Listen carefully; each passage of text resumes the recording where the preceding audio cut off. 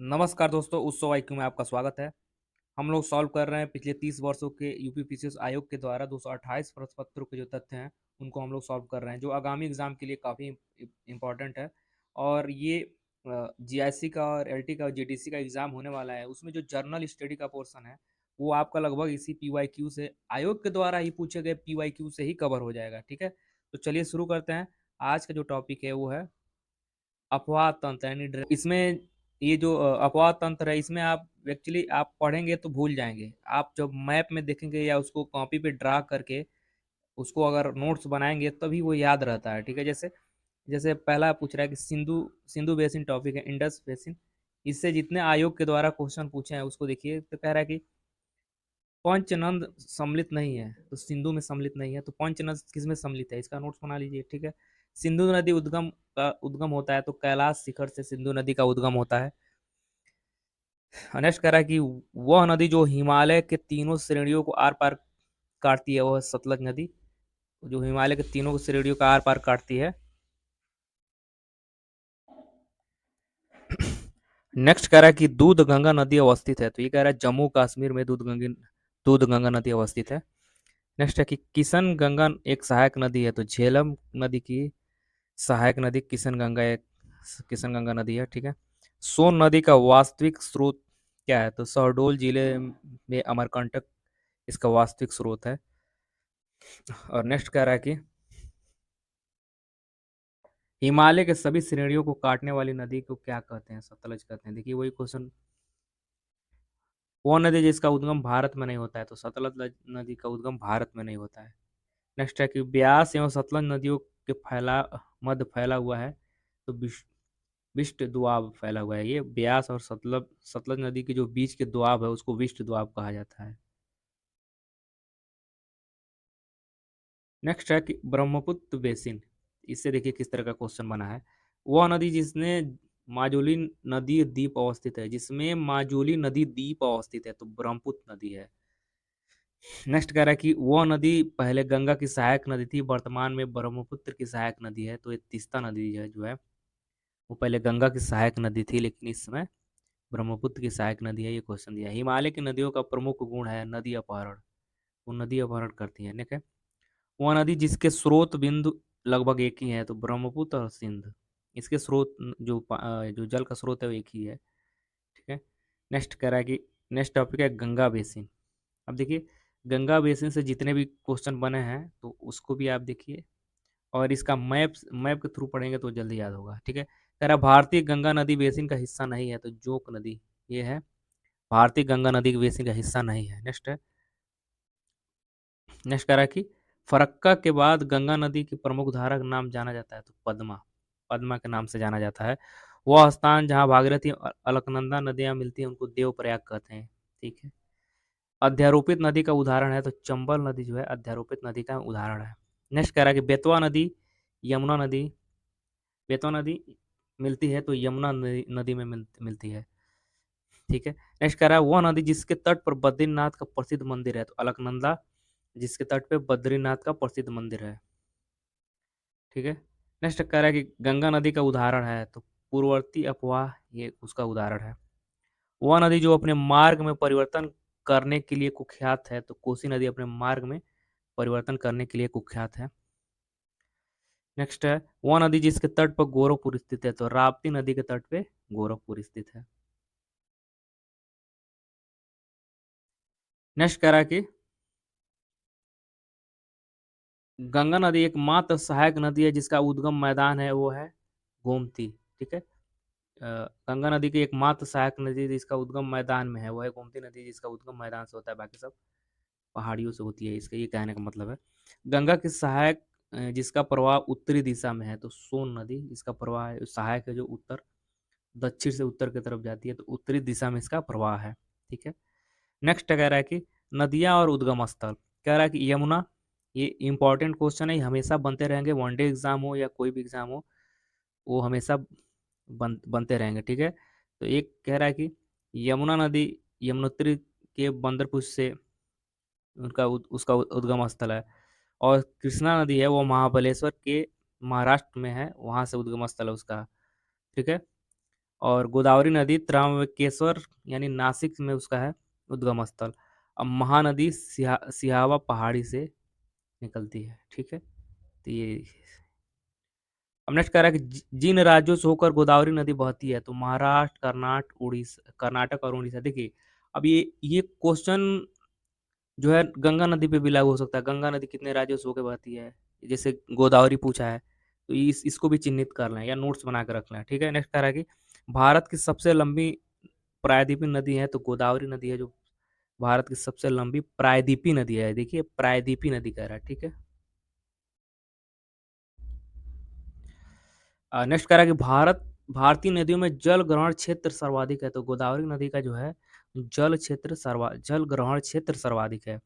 अब कृष्णा बेसिन से क्वेश्चन आया कि कृष्णा नदी की सहायक नदी नहीं है, तो तेल इसका सहायक नदी नहीं है।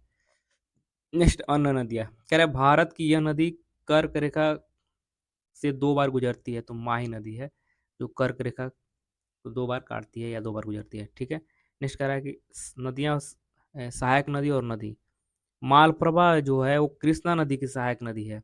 हेमावती है वो कावेरी नदी की सहायक नदी है। मंजरा है वो गोदावरी नदी की सहायक नदी है। और प्राणहिता है गोदावरी नदी की भी सहायक नदी है, ठीक है। अब नेक्स्ट कह रहा है वो नदी जो भ्रंश घाटी से प्रभावित होती है, तो तापी नदी जो है वो भ्रंश घाटी से प्रभावित होती है। अब एक तरफ है मुख्य नदी, उसके सहायक नदी है, ठीक है। अब गोदावरी की जो सहायक नदी है, तो वैन गंगा है उसकी सहायक नदी। नर्मदा की सहायक नदी तवा है जो नर्मदा की सहायक नदी है। कृष्णा की सहायक नदी दूध गंगा है। और कावेरी की सहायक नदी हेमावती है, ठीक है। और नेक्स्ट कह रहा है कि वह नदी जो मुलतई के पवित्र तालाब टैंक से निकलती है, ये ताप्ती नदी है, टैंक से निकलती है। कोसी नदी का उद्गम स्रोत है, तो माउंट एवरेस्ट के दक्षिण में इसका उद्गम स्रोत है। और नेक्स्ट कह रहा है कि वह नदी घाटी बेसिन जो क्षेत्रफल की दृष्टि से सबसे बड़ी है, तो महानदी जो है वो क्षेत्रफल की दृष्टि से नदी घाटी बेसिन पूछ रहा है, तो क्षेत्रफल की दृष्टि से सबसे बड़ी है, ठीक है। कह रहा वह भारतीय नदी का युग्म जो भ्रंश घाटी से होकर बहती है, नर्मदा और तापी, ठीक है। नेक्स्ट कह रहा है कि नदी घाटी परियोजना है एक तरफ, उसके बाद नदी पर अवस्थित है। किस नदी पे इस नदी घाटी परियोजना बनाया गया है, ये पूछ रहा है। तो कह रहा है रियंद परियोजना, रियंद नदी पे बनाया गया है। अब एक देखिए, नागार्जुन सागर परियोजना कृष्णा नदी पे बना है ये। नेक्स्ट कह रहा है माता टीला परियोजना, ये बेतवा नदी पे बना है। और पोच पोचमपाद परियोजना है गोदावरी नदी पे बनाया गया है, ठीक है। नेक्स्ट है मन्नार की खाड़ी में गिरने वाली नदी है, तो बैगई नदी है वो मन्नार की खाड़ी में गिरती है। पश्चिम वाहिनी नदी जो 2 पर्वतों के बीच बहती है, तो नर्मदा नदी है जो 2 पर्वतों के बीच में बहती है और पश्चिम की तरफ अरब सागर में अपना जल गिराती है, ठीक है। अब नेक्स्ट कह रहा है कि उसी से जुड़ा एक और क्वेश्चन है जो आता है। अब जैसे कह रहा है रिफ्ट घाटी से होकर बहने वाली नदी है, तो नर्मदा नदी है जो रिफ्ट घाटी से होकर बहती है, ठीक है। वह भारतीय नदी जो एस्चुरी बनाती है, ताप्ती नदी जो है वो एस्चुरी बनाती है। नेक्स्ट कह रहा है कि अरब सागर में गिरने वाली नदियां ताप्ती नदी है, तापी। नेक्स्ट अमरकंटक से उद्गम होने वाली नदी है नर्मदा, अमरकंटक से उद्गम होता है इसका। और नेक्स्ट कह रहा है नर्मदा प्रवाहित होती है, तो सतपुड़ा श्रेणी और बिंद श्रेणी के मध्य से प्रवाहित होती है। नेक्स्ट कह रहा है कि ज्वारनद मुख बनाने वाली नदी है, तो नर्मदा नदी है। देखिए, नर्मदा नदी से जुड़े कितने तथ्य हैं जो एग्जाम में पूछे जाते हैं, तो नर्मदा नदी को अच्छे से पढ़ के नोट्स बना लें, ठीक है। नेक्स्ट कह रहा है कावेरी नदी का उद्गम होता है ब्रह्मगिरी पहाड़ियों में। वह गंगा नदी जिसे दक्षिण की गंगा कहा जाता है, तो कावेरी नदी को दक्षिण की गंगा कहा जाता है। दामोदर जिसकी सहायक नदी है वो है हुगली, जिसकी सहायक नदी दामोदर है। भारत की वो नदी जिसके जैविक मरुस्थल कहते हैं, तो दामोदर है जो जैविक मरुस्थल कहलाता है, ठीक है। दक्षिण भारत की नदियों की प्रमुख रूप से प्रवाह तंत्र है, तो वृक्षनुमा प्रवाह तंत्र है। यानी दक्षिण भारत की नदियां जो है मुख्य रूप से वृक्षनुमा अपवाह तंत्र बनाती हैं, ठीक है। और नेक्स्ट कह रहा है कि 2 राज्यों में पहली बार 2 नदियों को जोड़ो परियोजना के संबंध में समझौते स्मृति पत्र पर हस्ताक्षर किए गए राज्यों और नदियों का नाम बताइए, तो उत्तर प्रदेश, मध्य प्रदेश, केन बेतवा परियोजना के तहत हस्ताक्षर किया गया था। हगरी नदी हगरी सहायक नदी है, तो तुंगभद्रा की सहायक नदी है। और संकोश नदी सीमा बनाती है, तो असम और अरुणाचल प्रदेश के बीच में बनाती है। ठीक है। वह नदी जो उड़ीसा में अपना डेल्टा बनाती है, तो महानदी जो है उड़ीसा में अपना डेल्टा बनाती है। और नेक्स्ट कह रहा है दक्कन, दक्कन के पठार में नदियों का प्रवाह होता है तो पश्चिम से पूर्व की तरफ। दक्कन के पठार में नदियों का प्रवाह पश्चिम से पूर्व की तरफ होता है। ठीक है। अब नेक्स्ट है नदी और उसके सहायक नदी। देखिए इसी प्रकार क्वेश्चन बनता है, बस आपको तैयार करना है। तरीका जान गए। गंगा की सहायक नदी सोन है, गोदावरी की सहायक नदी मंजरा है, कृष्णा की सहायक नदी भीमा है, यमुना की सहायक नदी केन है। एक और क्वेश्चन, एक और टाइप का क्वेश्चन बनता है, जैसे मान लीजिए यहाँ पर उद्गम स्थल है और नदियाँ यहाँ ऐसे जा रही हैं, तो इधर से नदियाँ कुछ मिलती हैं, इधर से कुछ नदियाँ मिलती हैं, कुछ नदियाँ इधर से, मान लीजिए कुछ नदियाँ इधर से मिलती हैं, कुछ नदियाँ, तो ये पूछता है कि कौन सी नदी दाएं से मिलती है, कौन सी नदी बाएं से मिलती है। तो दाएं बाएं भी लिख के याद रखें। ठीक है। नेक्स्ट कह रहा है कि नदियों के किनारे स्थित नगर हैं, जो उससे देखिए कितने क्वेश्चन आए।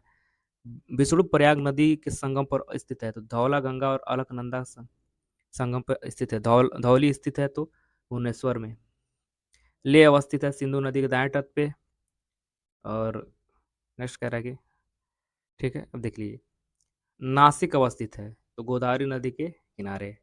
ठीक है। औरंगाबाद शहर पुराना नाम है खिड़की। अहमदाबाद अपनी स्थापना जयंती मना रहा है, तो 600वीं स्थापना जयंती मना रहा है। अब नेक्स्ट टॉपिक कह रहा है तटीय भाग एवं द्वीप समूह।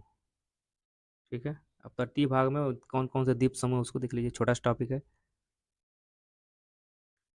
कह रहा है पूर्वी भाग। देखिए पूर्वी भाग पहले देख लीजिए, ईस्टर्न पार्ट जिसको कहा जाता है। तो कह रहा है कि कोरोमंडल तट पर अवस्थित नगरीय केंद्र है, तो नागापट्टिनम है। नेक्स्ट कह रहा है कि कृष्णा डेल्टा एवं कैंप कमोरिन मध्य अवस्थित है, तो कोरोमंडल तट पर अवस्थित है। श्रीहरिकोटा द्वीप निकट अवस्थित है, पुलकट झील के निकट अवस्थित है। और पश्चिमी भाग में देखिए कोरी क्रीक निवेशिका स्थित है, तो कच्छ कच्छ के रन रन के कच्छ में, यानी कच्छ के रन में। केरल कुट्टानाड या कुट्टानाडु प्रसिद्ध है, भारत का न्यूनतम ऊंचाई वाला क्षेत्र है। नेक्स्ट कह रहा है कि वह राज्य जिसमें औसत समुद्र तल के संदर्भ में न्यूनतम ऊंचाई वाला बिंदु है, तो केरल है। ठीक है। अब द्वीप समूह देख लीजिए, इससे भी किस तरह के क्वेश्चन द्वीप समूह से बने हैं उसको देखिए।